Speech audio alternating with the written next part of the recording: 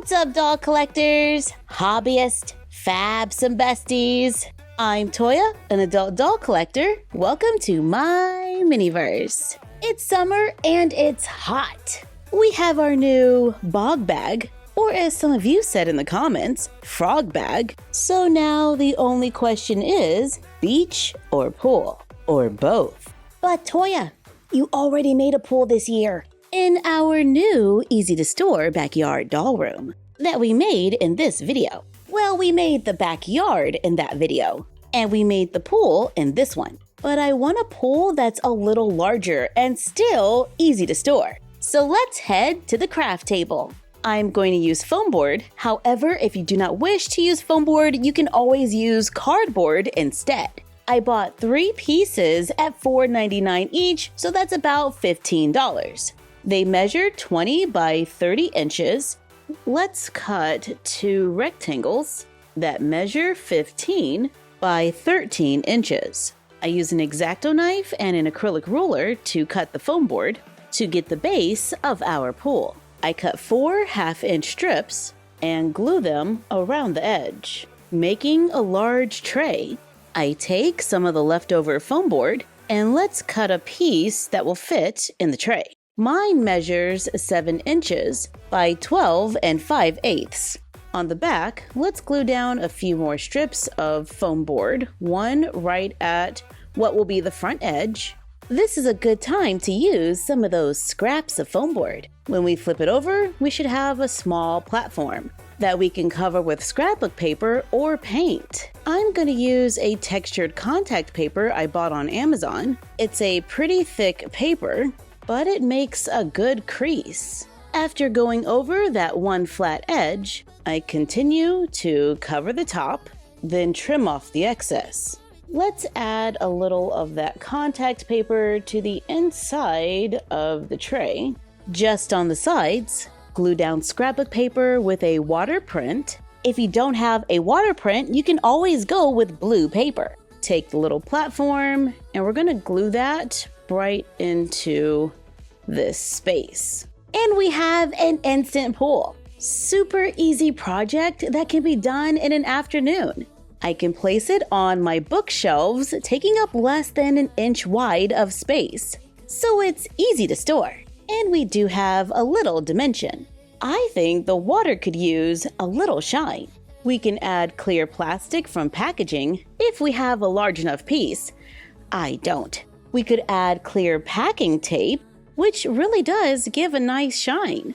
Or we can try to use a little Mod Podge. I did a quick test run and I like the results. So let's brush on a few layers of Mod Podge. We can make it smooth or try to look like, the flow of water.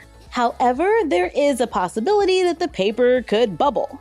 I don't think I let it dry all the way before adding the Mod Podge. So my water might come out a little wavy, but that's okay because it's water. Hopefully. Let's set this aside and allow it to dry. While waiting, let's cut another 13 by 15 inch piece of foam board. Cut a few 2-inch strips for the sides and bottom. Let's take more scrapbook paper.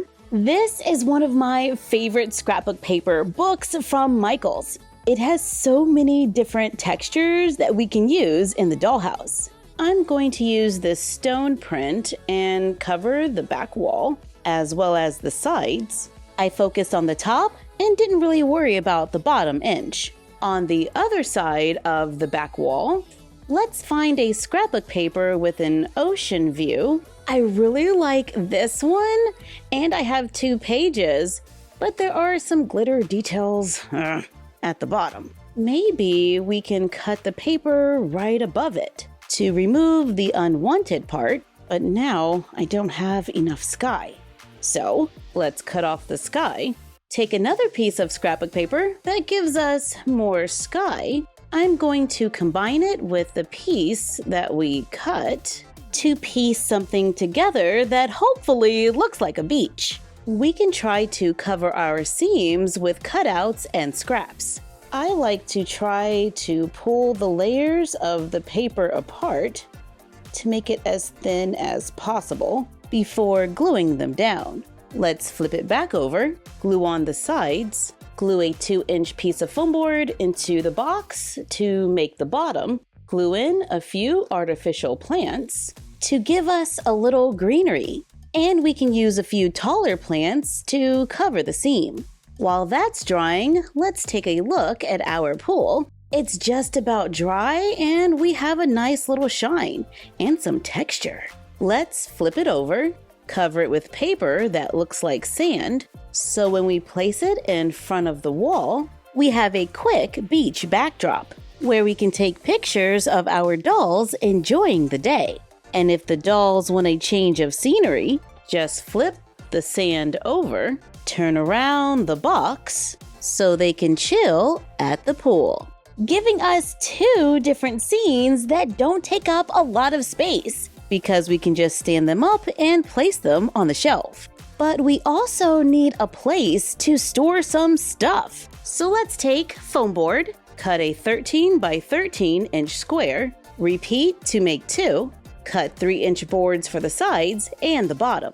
On one of the 13-inch boards, glue on the sides and another board for the bottom. Then glue the last 13 by 13-inch board on top to make our basic wall box that we can cover with scrapbook paper. I'm using a wood print to add a different texture, but on the other side, let's add that same concrete contact paper.